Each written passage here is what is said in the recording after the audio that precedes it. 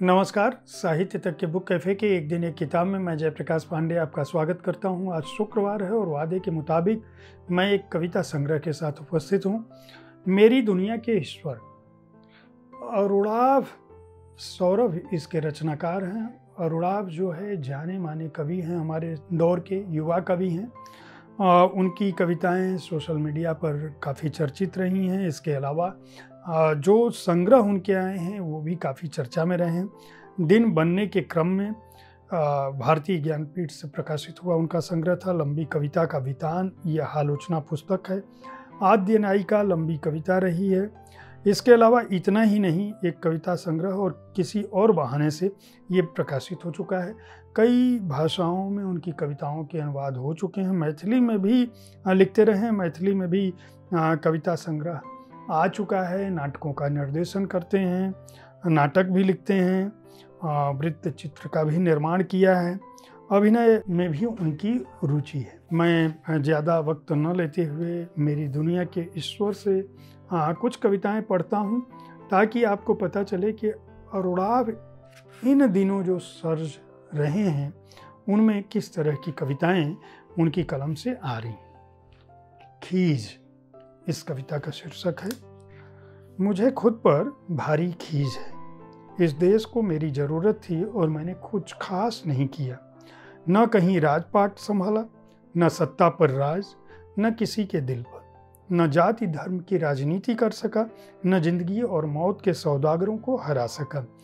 मुझे खीज है कि इस देश का अदना सा नागरिक भर रह गया, देश को लुटने दिया और तब तलक चुप रहा जब तलक मेरे प्यारे देश को भूनकर पकाकर तस्तरियों में सजा रहे थे वे लोग नाश्ते के लिए, और देशभक्ति का सबूत नागरिकों से मांग रहे थे और मैं चुप था। मुझे खीज है कि मैं सिर्फ खींच कर रह गया और लुटता पिटता बिखरता रहा मेरा प्यारा सा देश। एक दूसरी कविता मैं दूसरे तेवर की पढ़ दूं। सपना जो सिर्फ सपना है, सपना जो सिर्फ सपना ही है, यह इस कविता का शीर्षक है। झील का किनारा, बहती हवाओं की सरसराहट, पहाड़ी का कोना, भागते लोगों के जूतों की धक-धक, कई इंतजार, पत्थरों पर बैठ कई युगल, और मैं तुम्हारी आंखों को पढ़ने में मशगूल। कि हमारे बीच कोई कहन सुनन नहीं, न कोई नामी रिश्ते, न कोई पुरानी पहचान, न कोई उद्देश्य, फिर भी हम थे बिन इच्छा के कि हमारा मिलना जुलना भी कोई शाश्वत मिलन नहीं। एक और कविता मैं पढ़ता हूँ।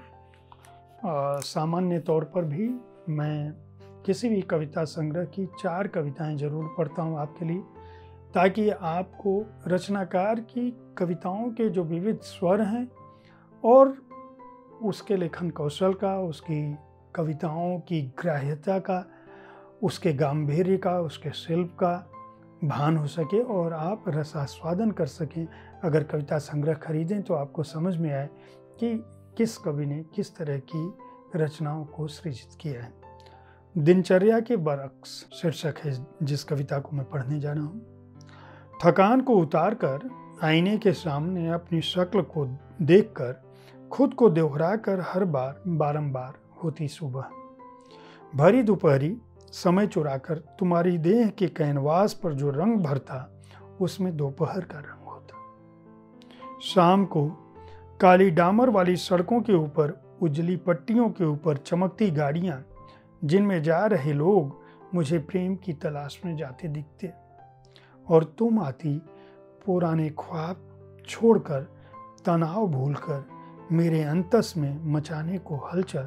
सुबह, दोपहर, शाम, रात, कभी तुम आती। जो आखिरी कविता में पढ़ना चाहता हूँ उसका शीर्षक है कुछ होना कविता होना नहीं है। कुछ बेपरवाह, कुछ संतुलित, कुछ रोगी भोगी योगी, कुछ शांत अशांत प्रशांत, कुछ स्वस्थ निरोग, कुछ मीठा खट्टा खारा, कुछ सही गलत।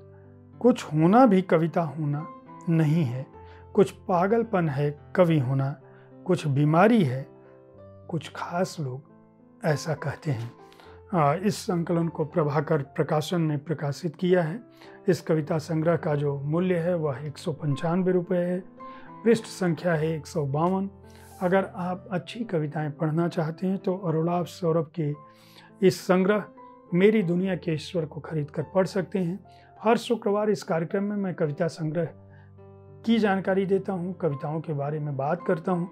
अगर आप अच्छी कविताओं को सुनना चाहते हैं तो हर दिन मेरे वरिष्ठ सहयोगी संजीव पालीवाल जी अपने कार्यक्रम में इंस्टाग्राम पे, ट्विटर पे, फेसबुक पे कविताएं पढ़ते हैं। आप उनके पढ़ने की शैली भी अच्छी है, आप उनसे कविताएं सुन सकते हैं। साहित्य तक का जो पेज है वह तमाम तरह से आपको साहित्य की विविध विधाओं के साथ आपके पास पहुंचता है। हमारे कार्यक्रम को देखते रहें, अपनी राय देते रहें, किताबें खरीदते रहें, पढ़ते रहें। धन्यवाद।